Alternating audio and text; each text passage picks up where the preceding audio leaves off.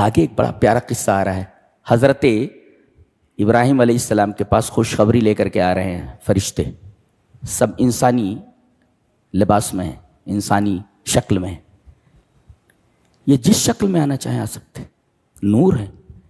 وَلَقَدْ جَاءَتْ رُسُلُنَا إِبْرَاهِيمَ بِالْبُشْرَىٰ قَالُوا سَلَامًا. نکتہ یہ ملا کہ کوئی کسی گھر جائے تو سب سے پہلے سلام کرے. جی جی. قَالَ سَلَامٌ, سلام سننے والا گھر والا جواب دے. سلام پہلے کون کرے گا؟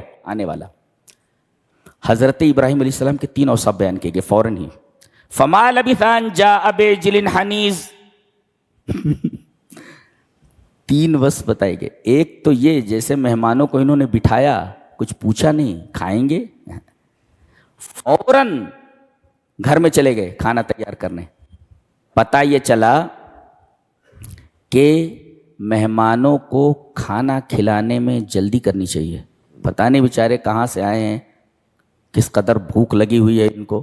تو فما لبث, ٹھہرے نہیں, فوراً گھر میں گئے اور کہا کہ کھانا تیار کرو. تو ایک تو یہ مہمان نوازی میں آدمی کو جلدی کرنی چاہیے. ایک اچھا. ان جاء بعجل حنیذ, بھنا ہوا بچڑا لائے. دوسرا نقطہ یہ معلوم ہوا کہ مہمان کو اچھے سے اچھا کھلانا چاہیے, اور سب سے بہترین کھینچ گوشت کی کھینچ ہے. پورا بھنا ہوا بچڑا لے کر چلے آئے. جی, ان جاء بعجل حنیذ, بھنا ہوا بچڑا لے کر کے آ گئے. سید الطعام اللحم, تمام کھانوں کا سردار گوشت, یہ لے کر کے آئے. ان جاء بعجل حنیذ. تو ایک تو مہمانوں کو کھلانے میں دیر نہیں کرنی چاہیے, جلدی کرنی چاہیے, اور اچھے سے اچھا کھلانا چاہیے. کھانے میں تکلف کرے. سلمان فارسی رضی اللہ تعالیٰ عنہ کی روایت شعب الایمان میں ہے, بہقی میں, کہ کھانے میں آدمی تکلف نہ کرے جس کے پاس قدرت نہ ہو, اور جس کے پاس قدرت ہو اچھے سے اچھا کھلا سکتا ہے. یہ معلوم ہوا ہے. فما لبث ان جاء بعجل حنیذ, اچھے سے اچھا کھلائے. اچھا, کھانا رکھ دیا گیا. اب یہ نوری مخلوق ہے, یہ کھانا کہاں کھاتی ہے؟ فلما رأى أيديهم لا تصل إليه نكرهم وأوجس منهم خيفة. اچھا, یہ سارا ماجرا جو ہے, ان کی بیوی سارا کھڑی ہو کر کے پردے کے پیچھے سے دیکھ رہی ہیں کہ کیا ہو رہا ہے. دیکھ رہی ہیں کہ کھانا تو میں نے بنایا اتنا بہترین, وہ مہمان لوگ کھا ہی نہیں رہے, ہاتھ ہی نہیں بڑھ رہے ان کے. تو حضرت ابراہیم علیہ السلام ڈر گئے, لگتا ہے کہ دشمن ہمارا نمک نہیں کھانا چاہ رہے. جی, فوراً جب دیکھا کہ یہ ڈر گئے ہیں, قالوا لا تخف, مہمانوں نے کہا ڈرو نہیں, انا ارسلنا الی قوم لوط, ہم انسان نہیں, ہم فرشتے ہیں, اور تمہارے بھتیجے لوط کی بستی کو الٹنے کے لیے جا رہے ہیں. اللہ, اب ان کا ڈر ختم ہوا. تو جب دیکھا کہ میرا جو بڈھا ہے وہ پہلے تو ڈر گیا, لیکن جب بتایا گیا کہ ہم لوگ فرشتے ہیں تو خوش ہو گیا, تو ہنس پڑی ہیں, کھڑی تھی ہیں. وامرأتہ قائمۃ فضحکت. ایک مفسر لکھتا ہے ضحکۃ بعضہن تستحق البشارہ, بعض عورتوں کا ہنسنا یہ بشارت کا مستحق ہوتا ہے.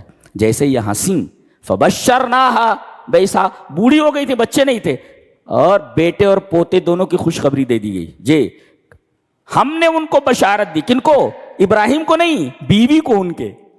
ہاں, فبشرناہا بإسحاق, کہ تم سے اسحاق پیدا ہوں گے. ومن وراء اسحاق یعقوب, اور پوتے کی بھی بشارت بھی لے لو, اسحاق سے یعقوب پیدا ہوں گے, اور اسی سے یہ بنی اسرائیل ہیں. جی, اسرائیلی انہی سے. جی, انہی کی اولاد جو آج دنیا کے لیے درد سر بنے ہوئے, انہی کی اولاد ہے یعقوب کی. یہ پوتے ہیں. جی, پوتے کی خبر دے دی گئی. تو عورتوں کو ہمیشہ ہنستے رہنا چاہیے. جی جی, تو ہنسی تو بشارت دے دی گئی.